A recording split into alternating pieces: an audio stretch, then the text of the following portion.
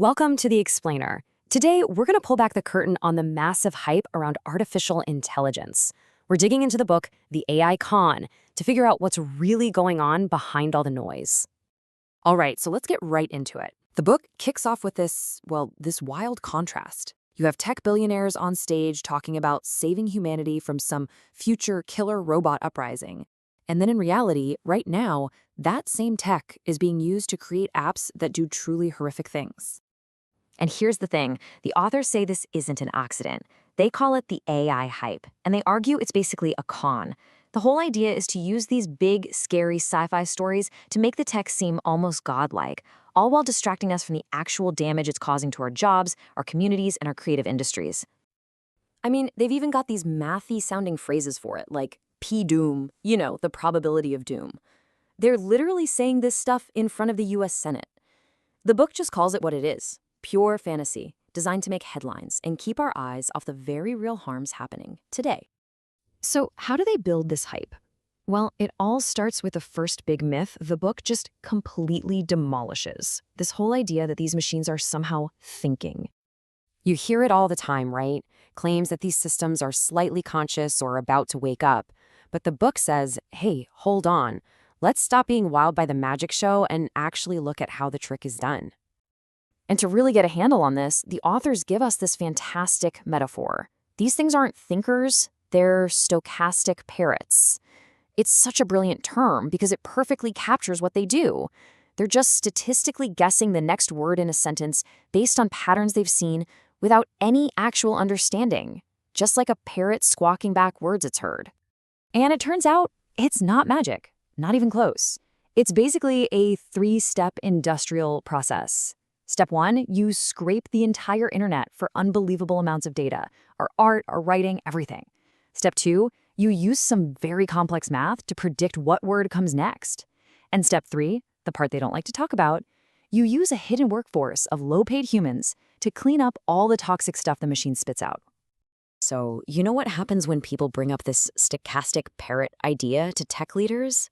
Some of them, like OpenAI's CEO, have this really fascinating comeback.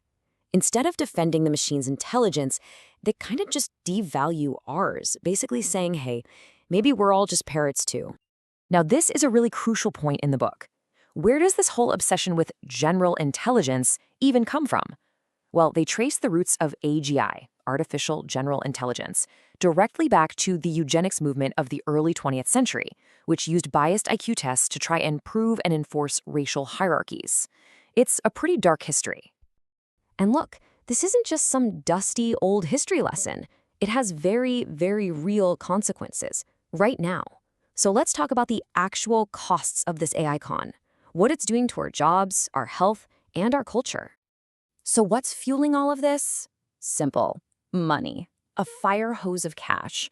We are talking over $27 billion in venture capital in just one quarter of 2024. All of it chasing these massive profits that are promised by the hype.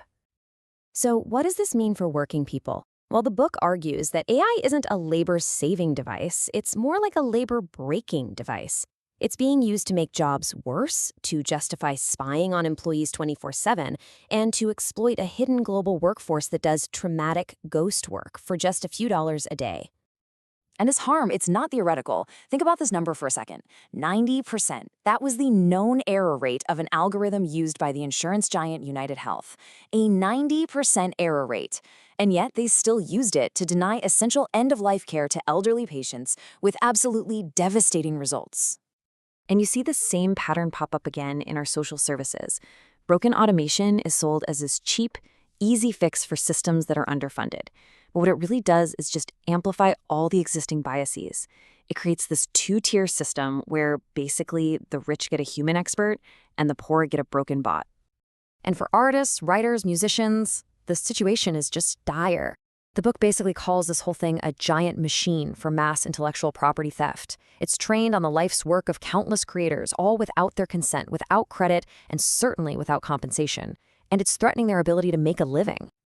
Okay, so after all that, it's easy to feel a bit hopeless, right? But the book doesn't just leave us there. It actually gives us a toolkit for how to fight back and pop this hype bubble. And it starts with something pretty simple: Asking questions. 4 critical questions you can ask anytime you hear some new claim about AI. What is it actually doing beyond the marketing fluff? Who's making money from this? Who's getting hurt by it? And what happens when it messes up? Another really powerful tool is just language. The words we choose to use matter. So instead of using these mystical, human-like words like thinking or hallucination, we can use precise language. It's not hallucinating, it's fabricating output. That simple switch helps strip away the magic and shows you what the machine is really doing. But at the end of the day, if we want technology that actually helps us, it has to come with real accountability. The book lays out 4 clear demands. We have a right to know what data these models are trained on. We have a right to know if we're talking to a person or a bot. The people who build these models have to be held responsible, not just the people who use them. And this one is so important. We must always have the right to appeal an automated decision to an actual human being. And really, this all boils down to one fundamental point. You can't automate your way out of deeply human problems. As the book says so powerfully, a text machine can't fix a broken social safety net. To do that, you need people, you need political will, and you need resources, not more code. So that leaves us with the most important question of all, the one that cuts through all the noise. The tech companies, they love to say this future is inevitable, but the AI con forces us to step back and ask a much, much better question. Is this future even desirable? And that's the real conversation we all need to be having.